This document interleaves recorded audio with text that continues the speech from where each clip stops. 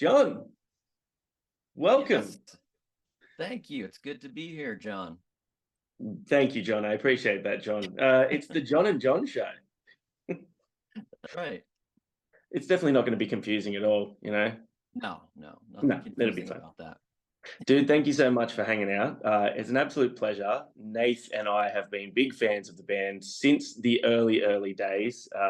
Not to give away our ages, but, you know, we've been around. We've been on the journey, and what a journey it's Yeah. been. Well, I appreciate that. I'm guessing though, anytime someone tells me that, I feel like I can assume that I'm much older than them. So I'm going to assume that right now. You'd be surprised, man. I think I'm the oldest person in media, so it's okay. Anyway, dude, Good Things What is Festival. that? Stop. Oh my God. Oh Sorry. no, what happened? Good Things Festival. What a Yes. way to come Yes, you're back. psyched. Yeah, man, it's been a long time. It has Can't believe been how long it's been actually. because you guys were, like I mean, obviously Australia's quite far away, but you weren't strangers to the country. You've been here a number of times. Yeah. Yeah, I mean, it kind of seemed like for a while it would be like once every 2 years or so we would be in Australia, and that yeah, it was pretty much every album that came out we would go for at least one tour of Australia. And then we were there in 2019, but obviously then the pandemic made it pretty hard to go over there. And Yeah, then we kind of have just been getting back to touring here and then making the album, and so now we're finally getting back to Australia. very good. And congratulations on the album, by the way. It's an interesting one because you guys, what was it, 7 years since the last? Yeah, 6 or 7, somewhere around there. Like that's a long time between albums, and obviously we had COVID in that time, which Yeah. which doesn't help. But I love. There's so much now. I know we've just talked about age, so I don't want it to come across as I'm saying that you guys are old. But there's so much youthful energy in it. Oh, well, that's good to hear. I, I I like think that. it's a perfect amalgamation of everything that you guys have done over the career, which is awesome. It does have that youthful energy, it does have that grit, it does have that swagger. It's got a few of those, I guess, for use of a better term, like emo throwback moments throughout. But it's also a cool new style of production and stuff for you guys, which was the most interesting thing for me was like the production on the guitars, especially. Yeah, I mean, we there was a lot of things that we did differently on this album. The basic starting point and the writing process was very similar to what we've always done, but after we had these demos together for probably like 12 or 13 songs, we ended up working with the producer who did it, Tushar Apti, and he really brought this whole new approach into it at that point. And he was comes out of more of like the pop and hip hop world of producing, and he really a lot of times would kind of take the songs that we had demoed and then just kind of work with them and rework some things and add his own kind of like sounds and touches to it, and sometimes just rearrange it even just within the computer, and kind of work on it with us. But it would come out the other end with this amazing sound and feel to it, but it would still have the original kind of feeling that we had when we demoed it on our own, but with this whole new kind of layering of sounds. And and I feel like it's really cool. It kind of, like you say, I think it's what kind of brings it into a different place, but keeps it kind of grounded in some of what we've done before. Yeah, I guess that's always the hard part as well when you get so far into your career, album after album, is is that fine line between trying something new but still keeping the fans happy, and like, even to the extent that you want them to know that you're growing, but you remember where you come from, I guess. Yeah, I mean yeah, that's something that yeah, I think we try not to think about it too much while we're making music, and I think something we realized is that the the stuff I think that keeps us grounded in what we've done in the past and what people have liked about us comes pretty naturally from just what we do. So like it doesn't feel like we have to focus that much on that. And I think that's what we really realized with this is that part of it, comes fairly naturally. It's like how to move that into new territory and like kind of yeah, like challenge ourselves Yeah, of and move course. forward. That's what we, we're focusing the most on. Yeah, right. And have you had a chance to play a number of the new tunes live yet?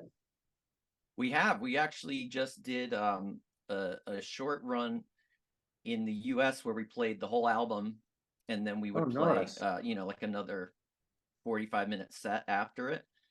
And that was really fun. It's always really cool to be able to play through an entire album. We did it with Tidal Wave as well, and it's cool to see in real time like people react to the new song. So we did that, and we also played some of them at radio stations and in stores and stuff. So this the Australia tour will be the second All tour that right. we're doing where we're going to be breaking some of those out, and we're not going to do the whole album in Australia, but we will do a lot of them. Yeah, I suppose it's hard as well with festival sets being much smaller. I mean, Yeah. God, even 8 albums in, isn't it now? That's right, yeah? Yeah. Eight Yeah, eight that's right. albums in. This is something that I always enjoy asking artists, especially artists that have been around as long as you guys have and have so many albums. What is your process for picking a set list, and how does that go with the members? Because I'm sure that everybody's got different songs that they resonate with and they want to perform, but then you've got Mhm. the crowd favorites that you almost have to play. Yeah. Well, it with the new album now, it's definitely easier because there's a bunch of songs that we all are just really excited to play, and then it's just sort of balancing that out, the newer stuff with the older stuff. It was actually, I would say, like a little more challenging over that 6 years or so when we didn't have the new songs, because then you're kind of just like rearranging this group of songs that you've been working with for a long time, and then it gets to be like if you're changing it up, you're kind of like, well, if we're gonna play a song that we haven't played in a while, is it something that people actually want to hear, or is it not? I don't Yeah. know. And but so yeah, it's always easier with the new album because then you have. I always feel like there's a group of songs that everyone's going to respond to, the ones that are like the tried and true ones, and Yeah, of then course.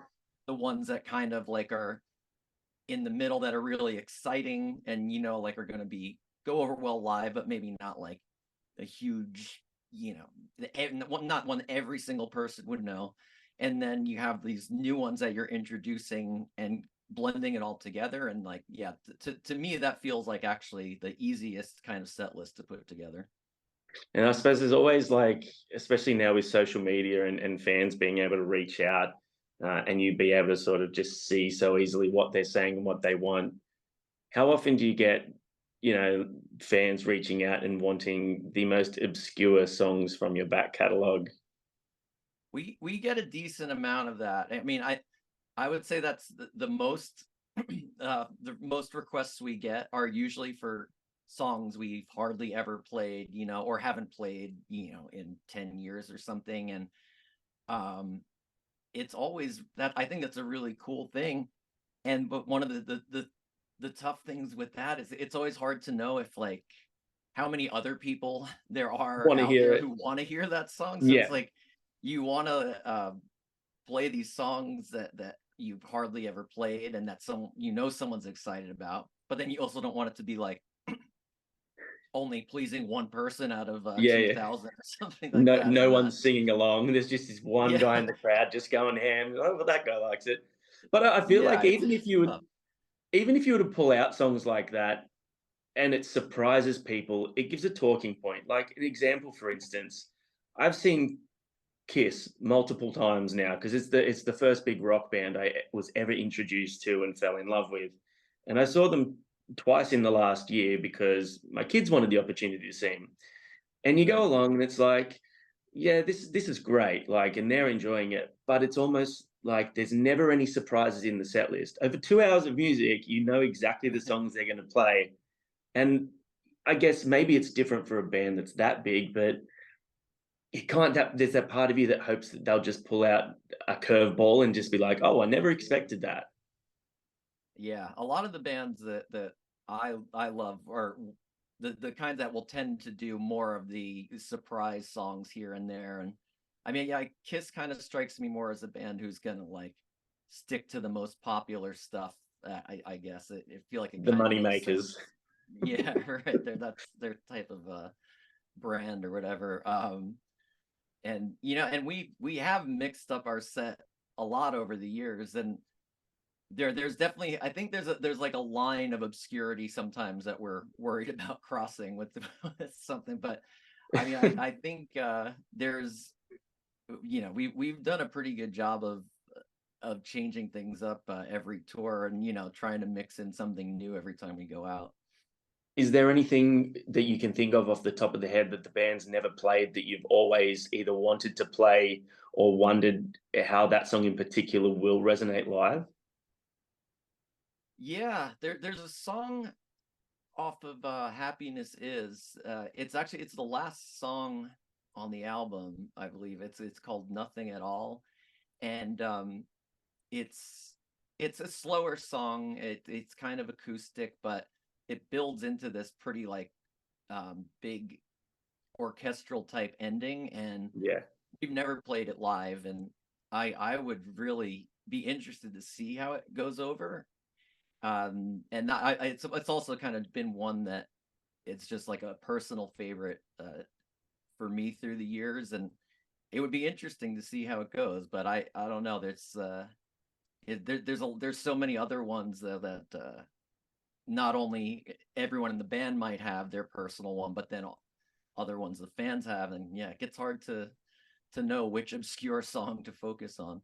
Yeah, for sure. Maybe Taking Back Sunday does the obscurities and just do an Yeah, entire tour. It's just, or a we double set. we have talked about doing it. Doing a Really? tour where we just play we actually thought we had a name for it, and it was going to be an album and a tour. It'd be called Taking Back Sunday's Greatest Mez. Just the songs that people heard and went meh, and they we would just play that the entire time. But you know what, man? I honestly believe like some of those tracks when you hear them live, because I've seen bands multiple times that have released an album, and a lot of the time, some of the singles as well haven't been the bigger tracks that I've enjoyed personally because they might be a bit Hmm. safer or just Yeah, whatever. And then you see them live, and it gives you a new appreciation for them as well, because you can really yeah, I feel like seeing where that song comes from and how it makes the band feel is so much more tangible. yeah, yeah. That makes a lot of sense, and I think that's one good thing too about playing this new album, playing every song live. Where now we're a little more prepared to maybe mix in some of the songs that might not be the most obvious favorites, but have a lot to offer live, because Mm, that happens sometimes too, where there'll be a song like the one I was talking about from Happiness Is, where we never even rehearsed it. We've never even like tried to play it live even on our own. So then that's another barrier there between putting it in the set. So, with this one and with Tidal Wave, like having played all of the songs live, you do have a little more of an opportunity to mix those songs in there when you want to. and an idea how you guys feel about them as well, I guess. Yeah, that is true. Yeah, sometimes even just playing them in a rehearsal space can give us a sense of how it is going to go over and how it is coming together. Some things don't translate as well live, and some things translate better. Yeah, for So sure. Yeah. So in terms of now that you've played the whole album live, uh, two questions. Number one, a favorite song to play and least favorite song to play live. And this is the first part of the question. okay. Um, in general or off the new album? Off the new album. Yeah. I mean, picking a least favorite. I don't know that it's going to be really hard because I love playing all of them. I mean, the album that we have now, like I'm so excited about every song to listen to, even on my own, let alone playing them. That you know, it it was just so fun to play every single song. So I'd really have to even anything that I would pick would be like just comparatively maybe to the other ones. I mean, playing the favorite one. I don't know. We open well. Obviously, I was going to say we open with the Amphetamine Smile, but that's because it's the first song on the record. So obviously, we would open the set with that. And I It's a really great have like opener as a well, by the way. That's a great opener. oh, thank you, appreciate that. Yeah, we really felt very strongly about that, even though it's not maybe the obvious opener. It felt like to us it was, and playing that one live feels really good. And I've got just like a soft spot, I think, for that song.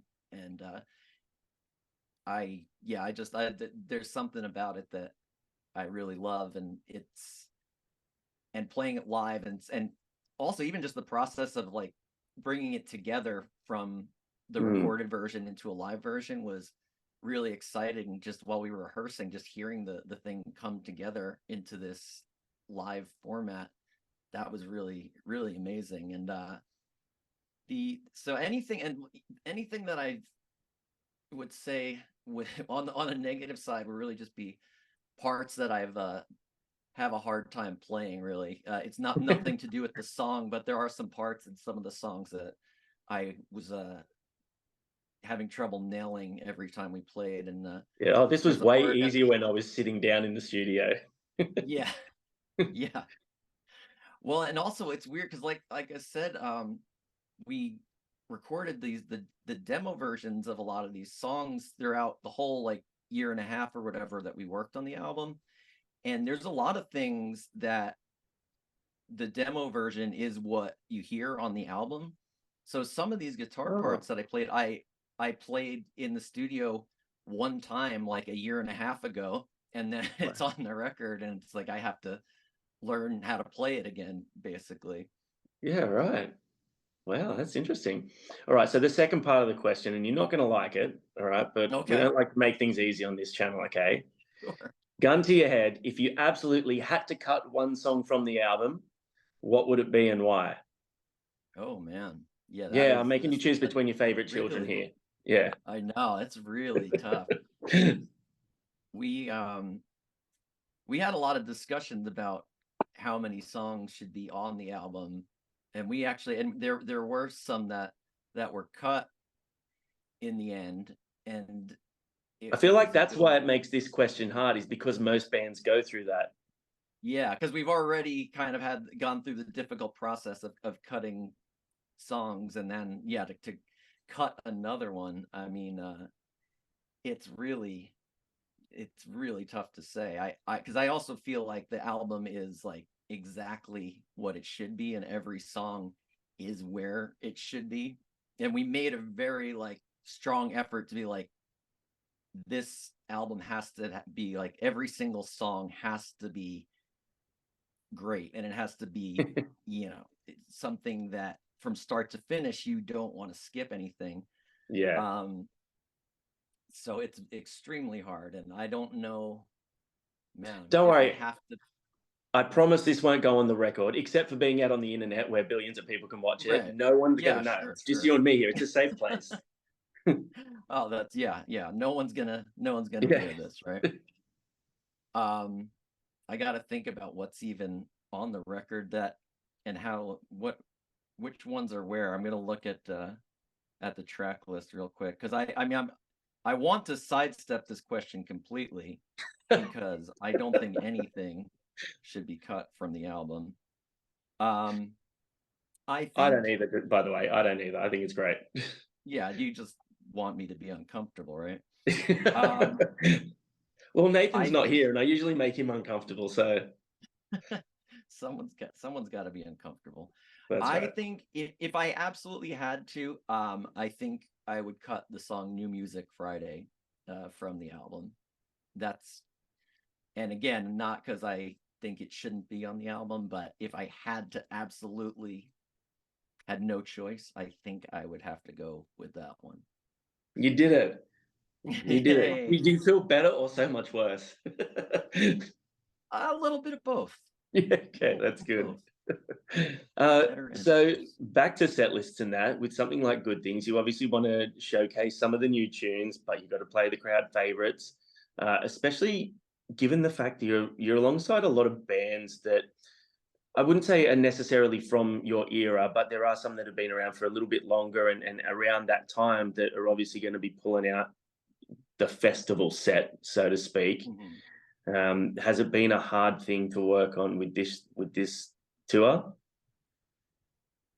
Well, we we're gonna have to. I think this is the first. Yeah, this is gonna be the first festival we're playing since the album's come out. Oh wow. So it's gonna be kind of a new situation. But I think that I don't know. I think we've gotten to be pretty good over the years of finding that balance between the newer stuff and the older stuff and the stuff that people want to hear. And I think we at least like all have in common, all of us as a band, like as much as we would want to go out there and play the entire record, we've all been fans of bands and gone to shows where they actively are kind of like pushing away from the songs that people want to hear and just doing Yeah. whatever they feel like doing. And we all know that that's a bummer. It's like Yeah. we none of us want to be that type of band. So I think we kind of naturally have this desire to find a balance between pushing the newer stuff on people and also giving them the stuff they're used to and what they expect. So I think we'll be able to do a good job of it at this show. Very good. Yeah. I always like when you said about bands pushing away from, older, bigger singles that everyone is happy to hear, no matter how many times they see the band. It makes me think of Thrice and their approach to the song Dead Pulp, where they just basically made fun of it and released merch saying, I've seen Thrice play Dead Pulp 50,000 times and just kind of made a Yeah, joke out of it. yeah, I know. I mean, and I don't know how that went over with fans, but I would imagine there are probably a lot of fans that were kind of bummed about that. It's like, hey, I love this song, and they're making fun of it, Yeah. like I'm being made fun of for liking it, almost like. Yeah, almost like that. Yeah. But I think like any band that's going to be around for a long time. And as a fan, you want bands that you love to have that longevity. You want to see them for as long as you can. I mean, I guess until they get to Motley Crue stage and the singer's unintelligible, but that's another story. I'm sure they're still selling out large places of Yeah, no matter. they're in the middle of an arena tour here There with you Def go. Yeah. Leppard. So and people still pay. Oh, Uh, there you go. Nathan recently saw Guns N' Roses and was very very vocal about how unimpressed he was. Oh, really? Yeah, That's too yeah. bad. But it's that fine line, isn't it? Like when do you stop? If people want to keep hearing it, when do you stop? And does the Yeah. criticism outweigh the fans that you're making happy because they just want to experience that? And at the end of the day, that's what music's all about is that connection between artist and fan, that what music gives to you and that expression that you get nowhere else. Yeah. So it's a hard Yeah. one. That's What are you looking forward to most about being back in Australia? I know it's probably going to be a bit of a whirlwind trip for you guys. It's kind of in 3 dates in a row and then out. Are you hanging around a bit before and after? Are you planning on doing some sightseeing, catching up with friends? Yeah, I mean, one of my favorite things really is either on days off or before shows is to be able to walk around the cities.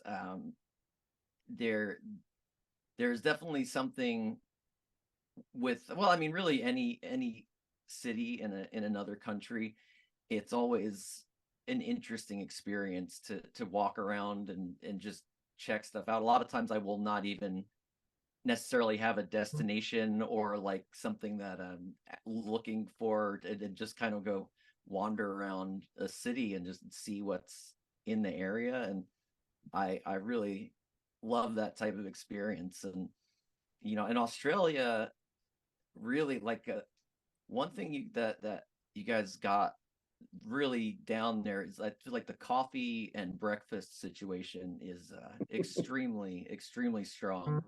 Yeah. You can go almost anywhere and get a great cup of coffee, and like one of the sausage, I forget what they call them now, but like the sausage rolls and things like that. Yeah. And the bacon and egg rolls are a big one for breakfast. Yeah, Yeah, you know what? Like, I've you're not the first person that has mentioned our coffee here, and it just I've never been to the States, so it makes me wonder just how bad the coffee is over there it's because I everybody seems think, to drink it.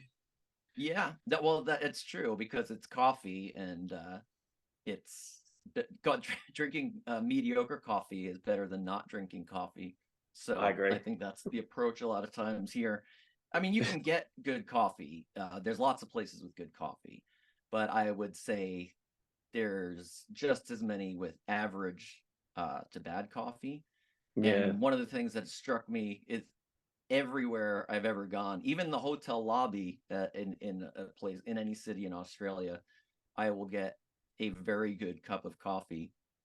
And that's if you ever come to America, that's really saying something, because the coffee you get in a lobby at most hotels here is going to be mediocre at best.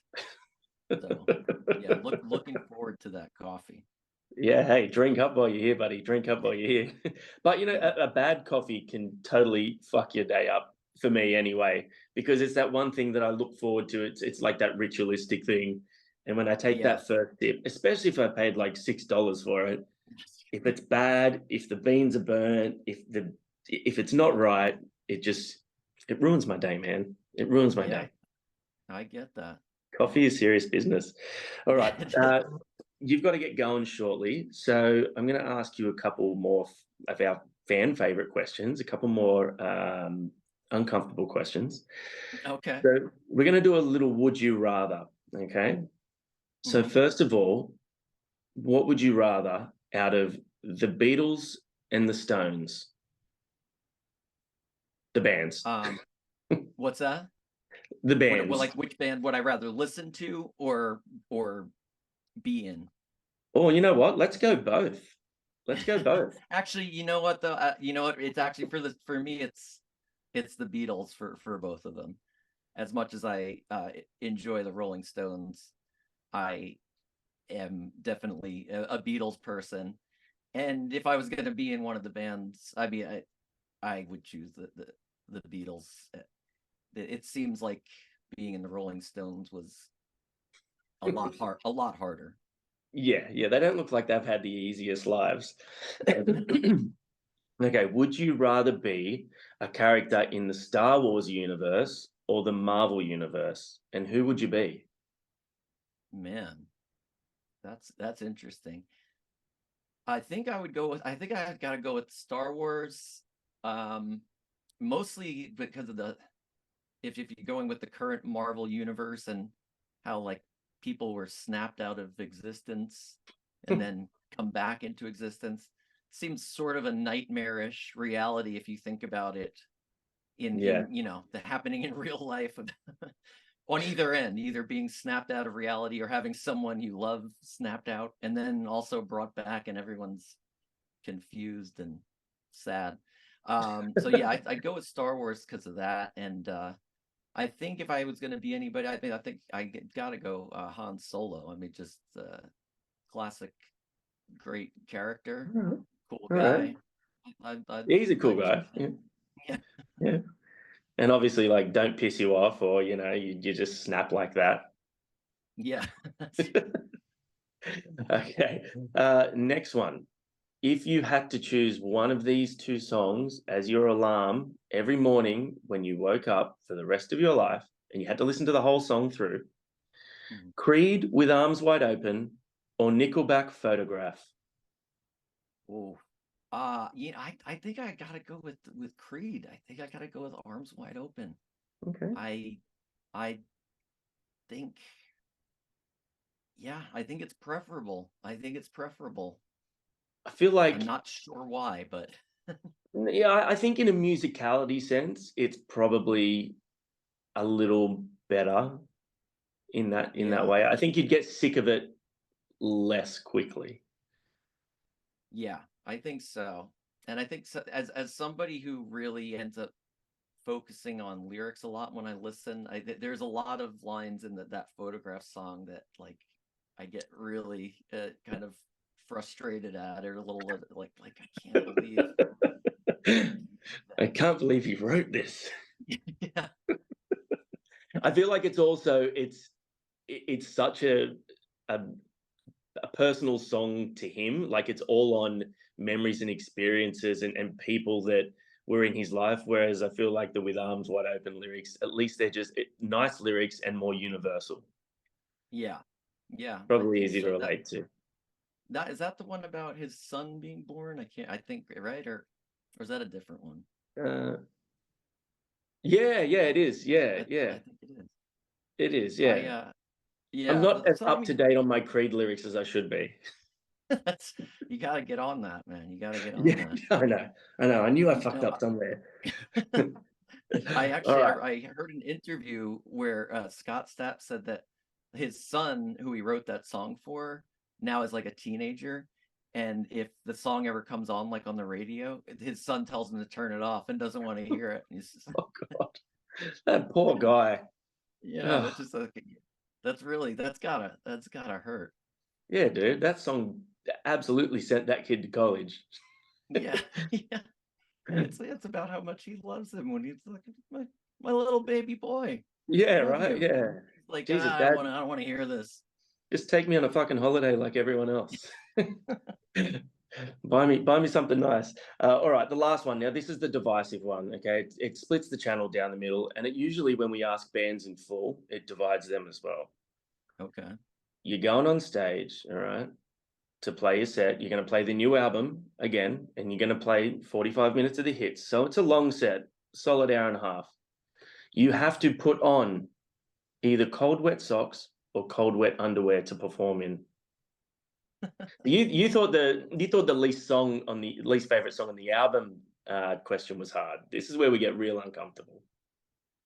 Um, well, I have I guess one important question is how hot is the venue that you're playing in, or cool, because that would make a big difference to me. If you're playing in one of these venues where it gets all hot and sweaty, and you're sweating, having cold underwear on might be kind of nice in a certain That's way. true. But Yeah. if you're playing like an outdoor festival where it's cloudy and windy and kind of cold outside, I mean, really both of them are kind of horrible. But with that one, I'd probably go with the wet socks, I think. Oh, But okay. I think it really depends on the temperature that I'm dealing with. That's I think a crucial factor. Okay. Well, good point. Next time I ask this question, I'll make sure to put those variables in so I can't get snookered. Okay, good. I Well, wish I dude, had one like that to get out of the cutting a song from the album question. yeah, I right. couldn't think Much of easier. anything. Yeah. Well, dude, thanks so much for hanging out. We're super pumped to have you back in the country. It's getting close now, and Yeah. we'll do our best to catch up at the festival. We'll be at all three of them, so Oh, we shall see you guys there, and hopefully we can get you guys back in the near future for a full tour, so we can hear some more of yeah. those obscure tracks. Yes, for sure. Thanks so much for your Yeah. time, dude. Appreciate it. Take Yeah. care. Thanks for having me. No problem. All Bye. right.